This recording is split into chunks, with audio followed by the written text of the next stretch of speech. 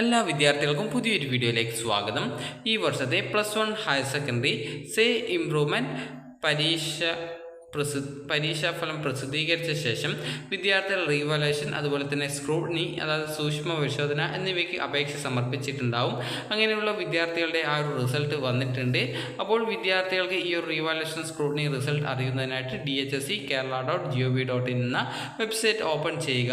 Open ചെയ്ത ശേഷം നിങ്ങൾക്ക് ഇവിടെ revaluation, scrutiny result first year improvement എന്ന് പറഞ്ഞുകൊണ്ട് കാണാൻ സാധിക്കുന്നതാണ്.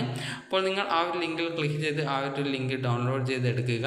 അപ്പോൾ നിങ്ങൾ അത് ഓപ്പൺ ചെയ്ത് കഴിഞ്ഞാൽ നിങ്ങൾക്ക് ആ ഒരു പേജിൽ തന്നെ നിങ്ങൾക്ക് കാണാൻ സാധിക്കുന്നതാണ് ഈ ഒരു സ്ക്രൂട്ടിനി റിസൾട്ട്. അതായത് നിങ്ങൾക്ക് സൂക്ഷ്മ പരിശോധനയിൽ മാർക്ക് ചേഞ്ച് വന്നിട്ടുണ്ട് എന്നുള്ളത് നോക്കാം. അപ്പോൾ ഇവിടെ ആർക്കും ആ ഒരു സ്ക്രൂട്ടിനിക്ക് അപ്ലൈ ചെയ്തിട്ടുള്ള ആർക്കും ചേഞ്ച് ഒന്നും വന്നിട്ടില്ല എന്നാണ് നൽകിയിട്ടുള്ള ആ ഒരു ഡീറ്റെയിൽസ്.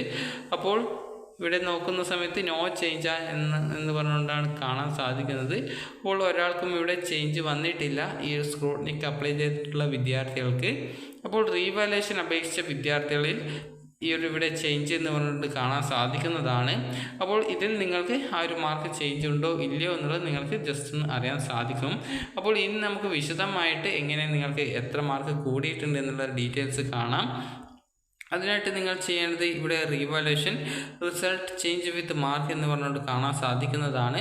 അപ്പോൾ നിങ്ങൾ ആ ഒരു PDF നിങ്ങൾ ഡൗൺലോഡ് ചെയ്തെടുക്കുക. അപ്പോൾ ഡൗൺലോഡ് ചെയ്തെടുത്ത് കഴിഞ്ഞാൽ ഇതിൽ നിങ്ങൾക്ക് നിങ്ങളുടെ ആ ഒരു ഡീറ്റെയിൽസ്, അത് നിങ്ങളുടെ പേര്, അതുപോലെ സ്കൂള്, അതുപോലെ ആ ഒരു ഡീറ്റെയിൽസ് ഒക്കെ നിങ്ങൾക്ക് കാണാം. അതുപോലെ തന്നെ ഇവിടെ മാക്സിമം മാർക്ക്, അതുപോലെ തന്നെ മാക്സിമം മാർക്ക്, അതായത് ഈ ഒരു മാക്സിമം മാർക്കും അതുപോലെ റീവാലുവേഷൻ മുമ്പ് എത്ര മാർക്കാണ്, റീവാലുവേഷൻ ശേഷം എത്ര മാർക്കാണ് എന്നുള്ള ഡീറ്റെയിൽസ് കാണാൻ സാധിക്കുന്നതാണ്. അപ്പോൾ നിങ്ങൾക്ക് ഇവിടെ റീഫണ്ടിനായിട്ട്, അതായത് നിങ്ങൾ അടച്ചിട്ടുണ്ടായിരുന്ന റീവാലുവേഷൻ അപ്ലൈ ചെയ്തപ്പോൾ നിങ്ങൾ നൽകിയിട്ടുണ്ടായിരുന്ന ഫീസ് നിങ്ങൾക്ക് ഈ ഒരു 10% അതിൽ കൂടുതലോ ലഭിക്കുകയാണെങ്കിൽ ആ ഒരു പൈസ തിരിച്ച് ലഭിക്കും. അപ്പോൾ അതിനായിട്ട് നിങ്ങൾക്ക് 60 മാർക്കിൻ്റെ സബ്ജക്റ്റ് ആണെങ്കിൽ നിങ്ങൾക്ക് അതിൽ റീവാലുവേഷന് മുൻപുള്ളതിനേക്കാൾ 6 മാർക്കോ അതിൽ കൂടുതലോ കൂടിയിരിക്കണം.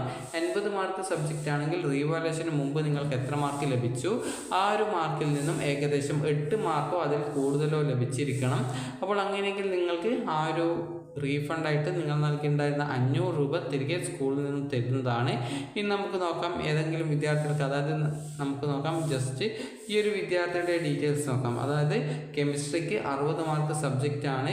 ആ ഒരു സബ്ജക്റ്റിൽ ആ ഒരു വിദ്യാർത്ഥിക്ക് 33 മാർക്കായിരുന്നു റീവാലുവേഷന് മുൻപുണ്ടായിരുന്നത്. അപ്പോൾ ഇതിൽ ആ ഒരു വിദ്യാർത്ഥിക്ക് ആ ഒരു പൈസ റീഫണ്ടായിട്ട് കിട്ടണമെങ്കിൽ ഏകദേശം 6 മാർക്ക് കൂടിയിരിക്കണം.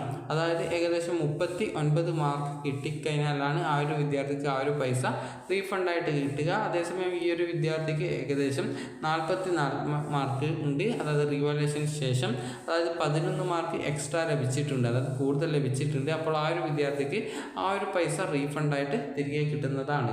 അപ്പോൾ നിങ്ങൾക്ക് റീഫണ്ടിന് അർഹതയുണ്ടോ, അതായത് ഈ ഒരു നിങ്ങൾ നൽകിയിട്ടുണ്ടായിരുന്ന ആ ഒരു പൈസ റീഫണ്ടായിട്ട് കിട്ടുമെന്നുള്ളത് അറിയാനായിട്ട് revaluation result 10% above first year എന്ന് പറഞ്ഞിട്ട് രണ്ടാമത്തെ ലിങ്ക് കാണാം.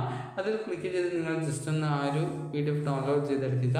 അപ്പോൾ ഇതിൽ നിങ്ങളുടെ പേര് ഉണ്ട് എങ്കിൽ നിങ്ങൾക്ക് നിങ്ങളുടെ സ്കൂളിൽ നിന്നും ആ ഒരു പൈസ റീഫണ്ടായിട്ട് ലഭിക്കുന്നതാണ്. അപ്പോൾ വിദ്യാർത്ഥികൾക്ക് ഈ ഒരു വീഡിയോ ഉപകാരപ്രദമായിട്ടുണ്ടെങ്കിൽ ലൈക്ക് ചെയ്യുക, ഷെയർ ചെയ്യുക. Thank you for watching.